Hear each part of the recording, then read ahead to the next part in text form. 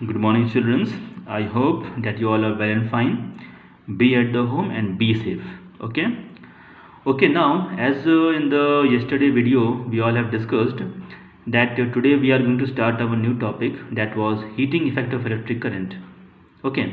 कल के वीडियो में मैंने आप लोगों को बताया था कि अब आने वाला जो वीडियो होगा आपका, उसमें हम एक नया टॉपिक शुरू करने वाले हैं. That was the heating effect of electric current. मतलब करंट की वजह से किस तरह से हीटिंग होती है. ओके. ये जो आप टॉपिक पढ़ रहे हो, that was the heating effect of electric current, ये प्रैक्टिकली हम बहुत सारी जगहों पर यूज़ करते हैं. Now as the topic will move on, मैं उन सभी जगहों के नाम आप लोगों को एक एक करके बताऊंगा. ओके बच्चों, चलो कुछ नाम मैं आपको बता देता हूँ. जैसे कि हमारा बल्ब है, ठीक है. मतलब अभी जो आप लोगों के घरों में CFL या LED आप लोग लगाते हो, मैं उसकी बात नहीं कर रहा हूँ. आई एम टॉकिंग अबाउट कि बल्ब, जो पहले वाले बल्ब आप यूज़ करते थे, फिलामेंट वाले, वो बल्ब से लाइट बाहर निकलती थी. That was the result of heating effect of electric current. तो वो लाइट प्रोड्यूस करने वाला इंस्ट्रूमेंट नहीं था. That was light is emitting out just because of the heating of current. Heating होने की वजह से ही वहाँ पे लाइट बाहर आती थी. चलो और भी कई तरह के इंस्ट्रूमेंट्स के नाम मैं आप लोगों को बताऊंगा as the topic will move on. पहले देखते हैं कि ये लोग हमें क्या कहना चाह रहे हैं. Okay, all of you see here. Try touching a torch bulb that is lit and another that is not. Now be careful when you touch the lit bulb. Do you feel it is hot to touch? Why do you think it so? अब यहाँ पे ये बोल रहे हैं कि जब कभी भी कोई बल्ब जलता है, तो जलते हुए बल्ब को कभी आप लोग टच करने की कोशिश करना. पूरी तरह से टच मत करना. टच करते वक्त थोड़ा ध्यान रखना कि आपका हाथ न जले, ठीक है. यू विल फील कि वो बल्ब जो जल रहा है उसमें थोड़ा बहुत हीट होगा, लेकिन वो बल्ब जो नहीं जल रहा है उसमें हीट बिल्कुल भी नहीं होगा. ओके. तो बल्ब का जो फिनोमेना है, that was the implementation of heating effect of electric current. हालांकि इस हीटिंग इफेक्ट को मैक्सिमम से मैक्सिमम हम लोगों ने कम करने की कोशिश की है, और हीटिंग में जो एनर्जी हमारी वेस्ट होती थी, ओके, क्योंकि हम बल्ब लगाते हैं लाइट के लिए. देखो बच्चों, बल्ब को यूज़ करने का हमारा एम क्या है? To get the light, not to get the heat. Bulb को हम लगाते हैं लाइट गेन करने के लिए, हीट गेन करने के लिए नहीं लगाते, ठीक है. लेकिन उसका हीट होना, that is the wastage of current. Current का वेस्टेज है. Okay. Now C, in an incandescent bulb, electric current passes through a very thin wire made of a special material such as tungsten called the filament. अब देखो, incandescent bulbs जो होते हैं, वहाँ पर आप इलेक्ट्रिक करंट पास करते हो एक फिलामेंट के थ्रू. ओके. अब ये फिलामेंट आप किसका बनाते हो? टंगस्टन का. Now as per the property, tungsten is the very very bad conductor of electricity. ये टंगस्टन अपने अंदर से करंट को पास होने नहीं देगा. ये एलिमेंट करंट को अपने अंदर से पास होने से रोकेगा, जिसकी वजह से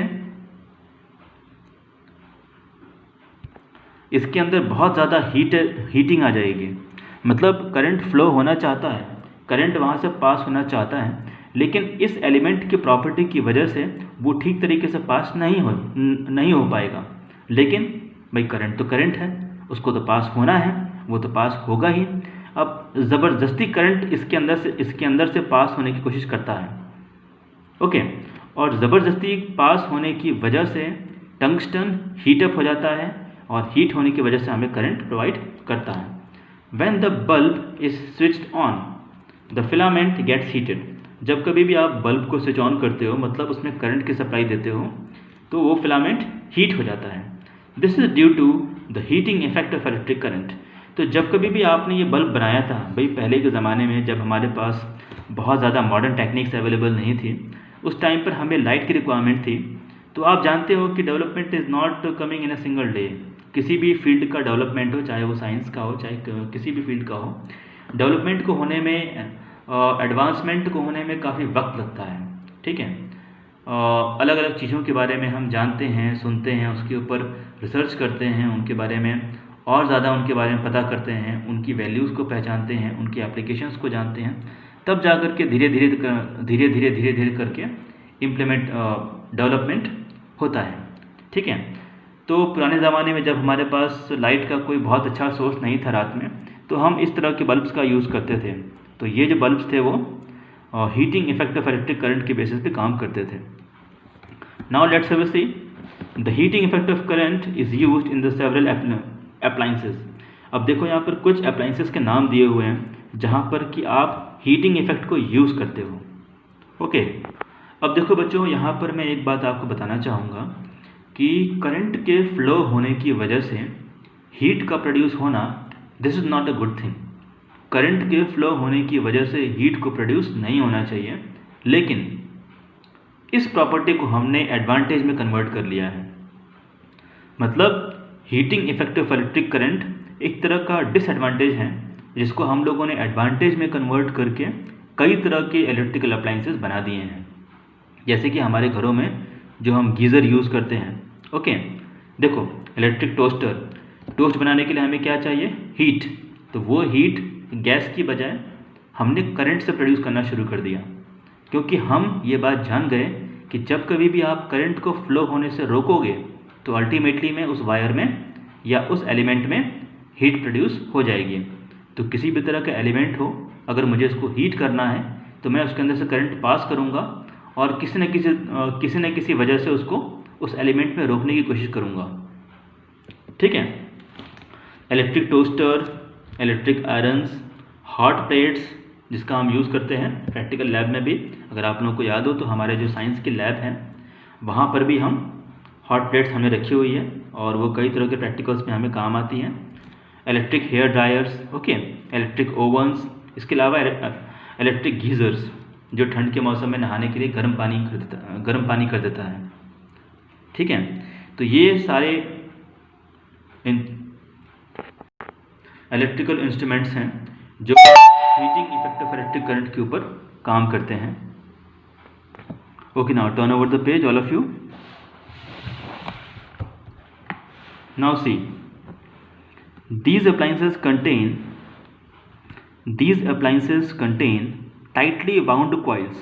अब देखो यहाँ पर कुछ अप्लाइंसेस के नाम दिए हैं। यहाँ पर देखो फर्स्ट नंबर में जो पिक्चर बनी हुई है that was of the bulb, second number में electric iron and third number में electric oven. Okay, I think इन तीनों को आप लोगों ने देखा ही होगा, या तीनों में से कम इन दोनों को तो हर घर में आपने देखा होगा maximum. Okay, these appliances contain tightly wound coils called element। Okay, इसके अंदर भी होता है, इसके अंदर भी होता है और इसके ऊपर की तरफ होता है। Okay, the element heats up when an electric current pass through it. जब कभी भी इलेक्ट्रिक करंट पास होता है तो वो एलिमेंट हीट अप हो जाता है। आयरन में जो नीचे वाला आप प्लेट देखते हो, इस प्लेट से हमने उस एलिमेंट को टच कर दिया है, तो वो एलिमेंट जब गर्म होगा तो अपने साथ साथ इस प्लेट को भी गर्म कर देगा और इस गर्म प्लेट का आप यूज़ करते हो प्रेस करने के लिए। यहाँ पर हमने एक कॉइल लगाई है और वो कॉइल काफ़ी पतली है, बहुत ज़्यादा थिन है और थिन होने की वजह से रेसिस्टेंस बहुत ज़्यादा होता है। इतना ज़्यादा होता है कि वो जो वायर है वो वाइट हो जाता है और वायर को वाइट होने की वजह से हमें लाइट मिलनी शुरू हो जाती है।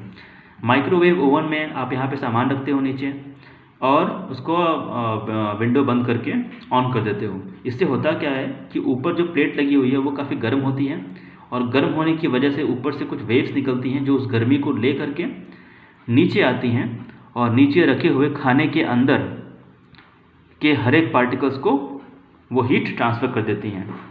तो यहाँ पर रखा हुआ खाना गर्म हो जाता है। ठीक है बच्चों, the element heats up when an electric current pass through it. In many electrical appliances, कई तरह के इलेक्ट्रिकल अप्लायंसेस में where the element is not covered, जहाँ पे एलिमेंट्स कवर्ड नहीं होते हैं, it can be identified by its dull red glow when the appliances is on. ये चीज़ आप लोगों ने अपने अपने घरों में भी ऑब्जर्व की होगी। चलो मैं एक मोस्ट प्रैक्टिकल एग्जांपल लेता हूँ, डैट वाज द बल्ब। आप लोगों के घरों में जैसे लाइट कभी डिम हो जाती है, ओके, मतलब लाइट रहती है लेकिन जितना वोल्टेज आपको मिलना चाहिए उतना वोल्टेज नहीं मिलता। उसमें आप लोग कभी किसी बल्ब को चालू करके देखना, उसका जो फिलामेंट होगा वो आपको केवल फिलामेंट दिखाई देगा, that was red in the colour. जो ये बात शो करता है कि उसके अंदर का रेजिस्टेंस कितना ज़्यादा है, कितना ज़्यादा वो रेजिस्टेंस को शो कर रहा है कि मतलब थोड़ा सा करंट भी अगर पास होना चाह रहा है तो वो करंट को पास होने नहीं दे रहा, जिसकी वजह से वो वायर खुद कैसा हो जा रहा है, गर्म हो जा रहा है। ठीक है ना। तो ये बेटा यहाँ पर कुछ ओवरऑल बातें हम लोगों ने की इलेक्ट्रिकल अप्लाइंसेस के बारे में कि what type of electrical appliances we are having at the home, those who are working on the principle of heating effect of electric current, है ना, कि इलेक्ट्रिसिटी के फ्लो होने की वजह से जो हीट प्रोड्यूस होता है उसको हम लोगों ने किस तरह से अपने बेनिफिट के लिए यूज़ किया है और उसके बेसिस पर कितने सारे इंस्ट्रूमेंट्स इलेक्ट्रिकल अप्लाइंसेस हमने बना दिए हैं और वो मार्केट में बिक भी रहे हैं। ठीक है, चलो अब इसी का एक और हम एप्लीकेशन पढ़ते हैं, that was the electric fuse. All of you see है इलेक्ट्रिक फ्यूज़ क्या होता है बच्चों। Now see electric fuse, what will happen if a large amount of electric current passes through an appliances। देखो बच्चों, we are living in India और हमारे देश में हर घर का जो एक स्टैंडर्ड डोमेस्टिक वोल्टेज होता है that was the 220 volt. Okay, अगर आप अपने घरों में कभी भी बिजली कनेक्शंस के लिए अप्लाई करते हो तो बिजली डिपार्टमेंट के इलेक्ट्रिसिटी जीएवी के जो लोग आते हैं आपके घर में कनेक्शन देने के लिए, तो वो आपको कनेक्शन खंबे से देते हैं। तो आपके घर में कितना करंट आता है, डेट वाज द 220 वोल्ट। मैं यहाँ पे लिख देता हूँ ताकि क्लियर हो जाए।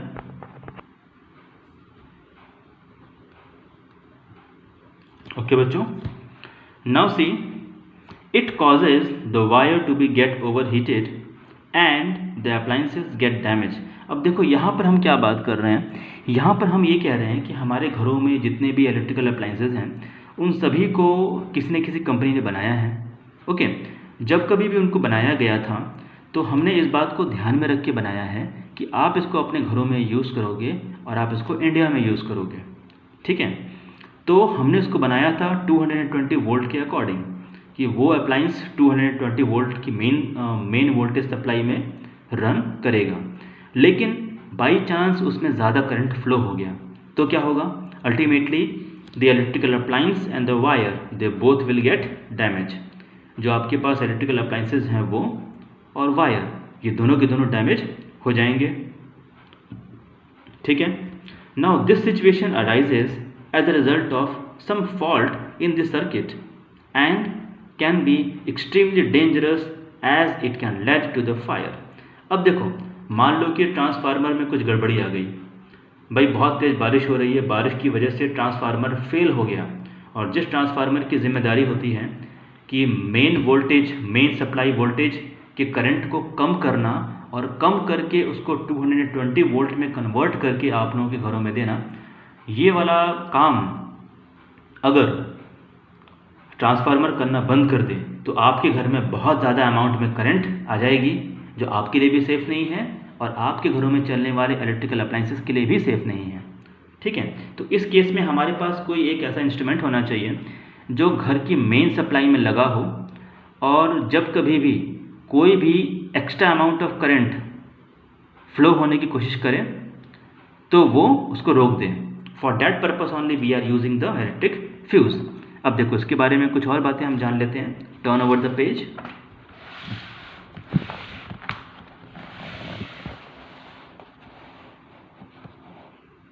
Okay, now see here, to prevent electrical appliances, हमारे घरों में जितने भी इलेक्ट्रिकल अप्लायंसेस हैं, जितने भी इलेक्ट्रिकल इंस्ट्रूमेंट्स को आप यूज़ करते हो, उनको बचाने के लिए, क्योंकि उस ज़माने में हमारे पास एमसीबी नहीं था।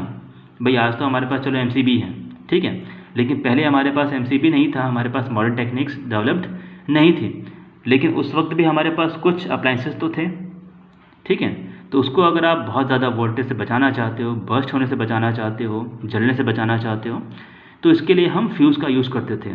तो देख लो आप लोग, ये लोग क्या बोल रहे हैं, to prevent electrical appliances from getting damaged from an excessive flow of the current, a safety device called a fuse is used in the electric circuit. तो किसी भी सर्किट में या मेन सप्लाई वोल्टेज हो या फिर आपके घर का कोई एक अप्लायंस हो, मतलब देखो बेटा, ये जो आप फ्यूज़ देख रहे हो, इसको अगर आप मेन सप्लाई में लगाना चाहते हो तो वहाँ पे भी काम करेगा, और अगर आप इसको किसी एक इंस्ट्रूमेंट में लगाना चाहते हो तो वहाँ पे भी ये काम करेगा, बशर्ते कि दोनों जगह के वोल्टेज के अकॉर्डिंग आप इसके अंदर का वायर डिसाइड करोगे। अगर आप किसी एक इंस्ट्रूमेंट के लिए फ्यूज़ लगाना चाहते हो तो अंदर का वायर बहुत ज़्यादा थिन होगा, लेकिन अगर आप इसको मेन वोल्टेज सप्लाई में लगाना चाहते हो तो इसके अंदर का जो वायर है थोड़ा सा मोटा होगा, बहुत ज़्यादा नहीं, थोड़ा सा, ठीक है। नाउ सी फिगर 13.6, ये तो आप देख ही रहे हो यहाँ पे। फिगर 13.6 में देखो, show an electric fuse that was the cartridge fuse. An electric fuse prevent a large amount of current from following into any appliance. Just a minute. Now see, an electric fuse prevents a large amount of current from flowing into any appliances or device as it cuts off the supply of electric current, thus preventing the further damage. देखो बच्चों, इसमें होगा क्या कि आपने main supply में इस electric fuse को आपने लगा दिया, ठीक है। अब मान लो कि ट्रांसफार्मर में फॉल्ट हो गई और बाई चांस आपके घर में 220 वोल्टेज से ज़्यादा करंट आ गया, तो ज़्यादा करंट कब आएगा? ज़्यादा करंट जब कभी भी आएगा, सबसे पहले वो आपके फ्यूज़ में से पास होगा, क्योंकि आपने इस फ्यूज़ को मेन सप्लाई में लगा रखा है, ठीक है। तो आपने इसके अंदर का जो वायर है वो इस तरह का चूज़ किया है कि 220 वोल्ट उसके लिए मैक्सिमम है, वो वायर 220 वोल्टेज तक का करंट झेल सकता है, डेट वॉज टॉलरेट कर सकता है। लेकिन इससे ज़्यादा करंट अगर कभी भी इसके अंदर फ्लो होगा तो ये वायर मेल्ट हो जाएगा। अगर ये वायर मेल्ट हो जाएगा तो आपके घर का सर्किट टूट जाएगा। तो आपके घर का सर्किट अगर टूट जाएगा तो घर के वायर्स में फ्लो होने वाला करंट रुक जाएगा, जिससे कि आपको ये इलेक्ट्रिक फ्यूज़ दोबारा लगाना पड़ेगा, ये बात सही है। लेकिन ज़्यादा वोल्टेज की वजह से आपके घर के इलेक्ट्रिकल अप्लायंसेस को डैमेज होने से बचा लिया। किसने? इलेक्ट्रिक फ्यूज़ ने अपने वायर को मेल्ट करके आपके घर के इलेक्ट्रिकल अप्लायंसेस के अंदर ज़्यादा करंट को जाने से रोक दिया। किसने? इलेक्ट्रिक फ्यूज़ ने। This is also one of the very good application that was the heating effect of electric current.